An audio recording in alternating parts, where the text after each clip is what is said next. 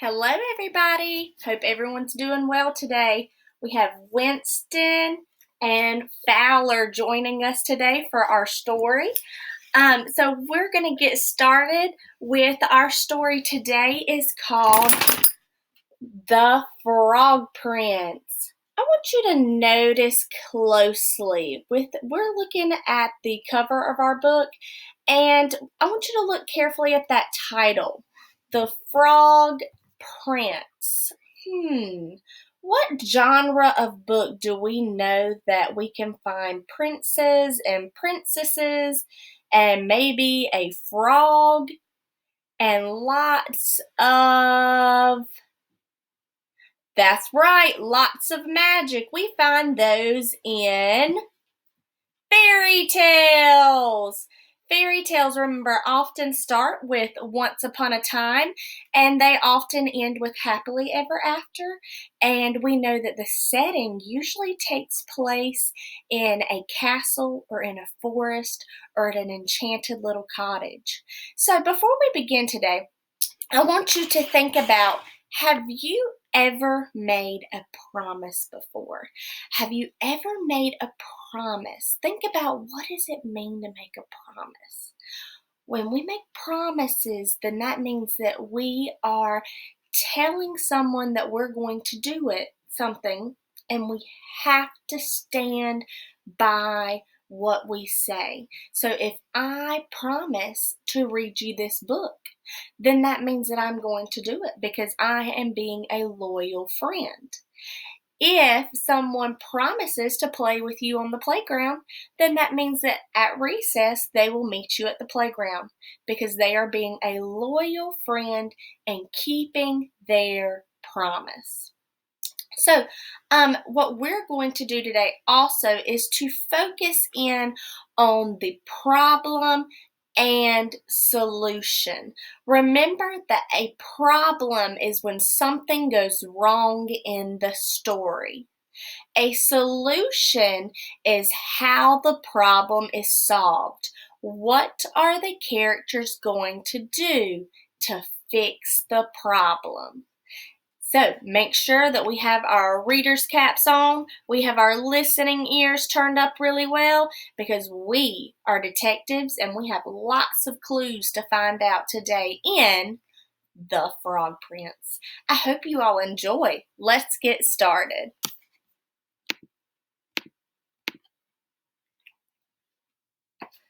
The Frog Prince. Once upon a time, there was a beautiful princess. She had a golden ball, and it was her favorite plaything. She took it wherever she went. One day the princess was playing in the woods near a well. She threw her ball high into the air. It fell, splash, into the well. The princess watched her golden ball sink deep into the water of the well, and she began to cry. She cried harder and harder. Suddenly, someone said, "What is the matter, princess? Why are you making so much noise?" The princess looked around. She looked into the well. An ugly little frog was looking up at her. The frog asked again, "What is the matter, princess?" "Oh, it's you, you old water splasher," the princess said. "My golden ball has fallen into the well. That is why I am crying." "Stop crying," said the frog. "Maybe I can help you. What will you give me if I get your ball for you?" "I will give you whatever you want, dear frog," said the princess. "Would you like my fine silk dress, or my necklace of pearls, or would you like my golden crown?" "No," said the frog. What would I do with your fine silk dress or your necklace of pearls? And what would I do with your golden crown? What do you want then? The princess asked. The frog looked at the beautiful princess. He said, I want to be your friend and playmate. I want to sit with you at the supper table. I want to eat with you from your golden plate and drink with you from your golden cup. I want to sleep on your fine silk pillow. If you promise to let me do these things, I will get your ball for you.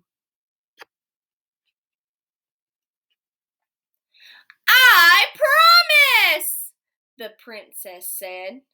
She thought, how can this nasty little frog come to the castle and be my playmate? He has to stay here in his well. And she said again, I promise. Now the frog went down deep into the well. Soon he came up with the golden ball in his mouth. He threw it onto the grass. Oh, said the princess, my golden ball! She picked it up and ran away. Uh-oh. Wait! Wait! Cried the frog. Take me with you! I can't go as fast as you! But the princess did not wait. She ran home to the castle, and soon she forgot all about the poor little frog.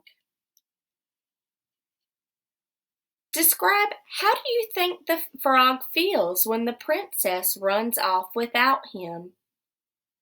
Is he upset? Is he disappointed? Does he feel let down? Because the princess, is she keeping her promise? Could this be a problem? Is something going wrong in the story?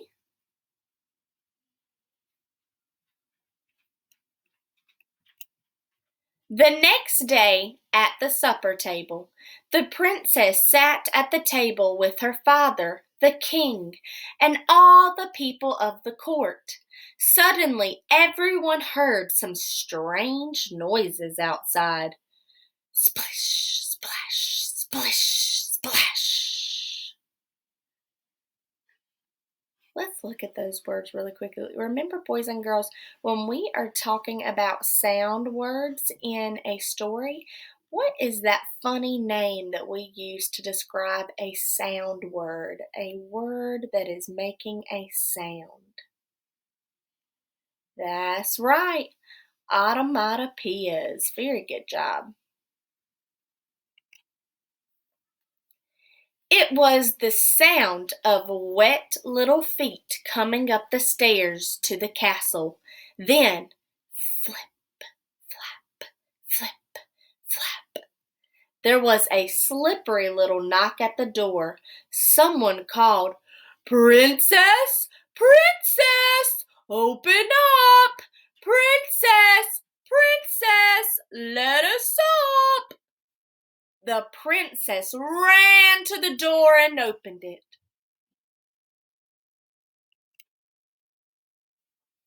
When she saw the frog, she shut the door quickly. That was rude. The princess came running back to the table. The king looked at her. What are you afraid of, daughter? He asked. Is there a giant at the door who wants to carry you off? Oh, no, father, said the princess. It is not a giant. It's a nasty little frog. The princess told her father how the frog had found her ball, and how she told him about her promise.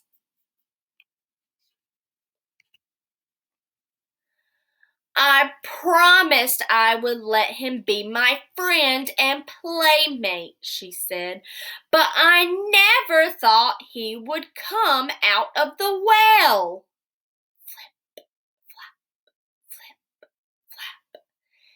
There was that slippery little knock again, and someone called, Princess! Princess! Open up! Princess! Princess! Let us up! Remember who brought you the ball that fell? Remember your promise by the well! The princess is not doing a good job at keeping her promise. You must keep your promise, daughter, said the king. Open the door and let the frog in. And so the princess had to open the door. The frog hopped in and followed her to the table. He stopped by her chair. Pick me up and put me next to your plate, said the frog. Go ahead, the king said. Do as the frog says. You must keep your promise. The princess had to put the frog on the table. Everyone could see that she really did not want to. Can we look at her face and notice that? Is our illustration giving us some more details about how the princess feels about putting the frog on the table? The frog ate with the princess from her golden plate, and he drank with her from her golden cup. The frog liked his supper very much, but the princess could not eat a thing. At last the frog said, Now I am ready to go to sleep. Carry me to your bedroom and put me on your fine silk pillow. The princess began to cry. Stop crying, said the king. Do as the frog says. You made a promise and you must keep it. Is the king helping the frog out? The king making the problem better? Is he holding the princess accountable? Remember, when we're talking about being accountable, that makes sure that we are doing what we are supposed to. And so the princess had to carry the frog to her bedroom. She took hold of him with 2 fingers and she put him in a corner. But the frog said, I am tired. I want to go sleep on a fine bed just like you. Put me on your silk pillow or I will tell your father.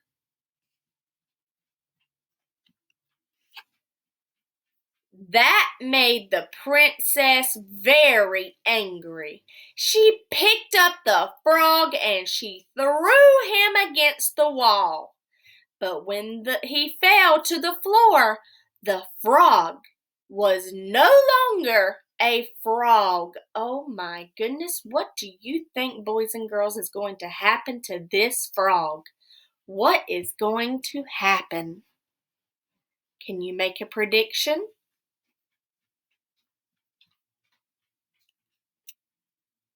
Now he was a tall prince with beautiful, kind eyes, and he was smiling at the princess.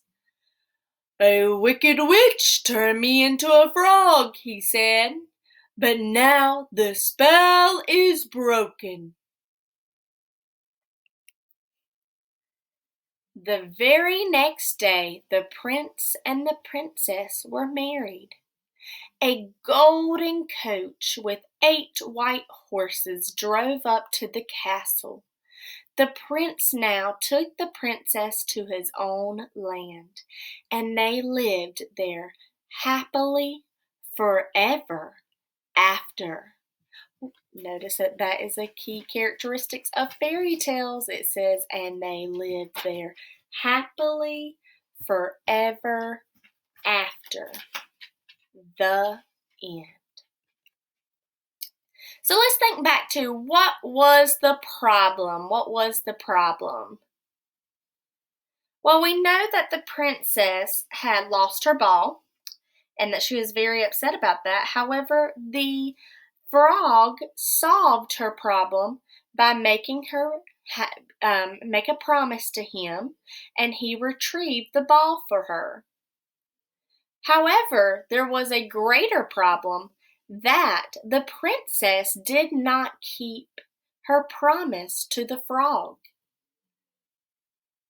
The solution to the princess not keeping her promise is that the king held her accountable and reminded her that a promise is a promise. If you cannot keep a promise, then people are not going to think that you are loyal or honest or trustworthy. So, all in all, what was the moral of the story? Remember that moral means lesson. Perfect. The moral of the story is to always keep a promise. Because remember, boys and girls, at the end of the story, the princess didn't know, but really the frog all along was a prince. So sweet. Missing you all. Love, Miss Wood.